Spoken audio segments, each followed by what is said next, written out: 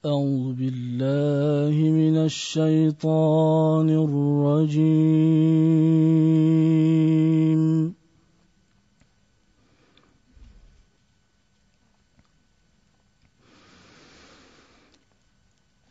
بسم الله الرحمن الرحيم.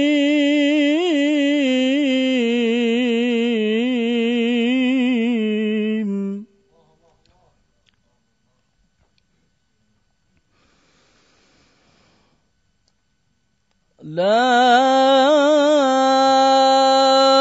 أقسم بهذا البلد وأنت حل بهذا البلد ووالد وما ولد. لقد خلقنا الإنسان في كبد.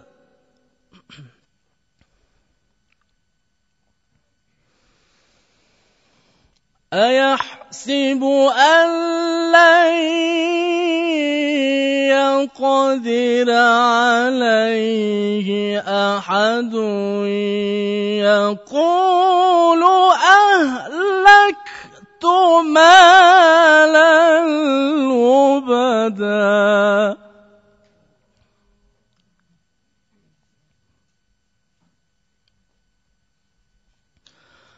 أيحسب أن لم يره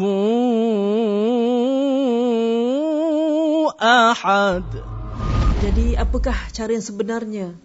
Cara yang betul untuk kita gunakan nikmat Allah Subhanahu Wa Taala, mata dan juga bibir mulut kita. Silakan Ustaz.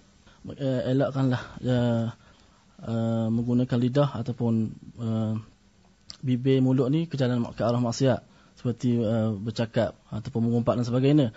Dan Allah Taala beritahu hadainahun najdain. Allah Taala buka lagi dua jalan supaya untuk manusia melakukan kebaikanlah.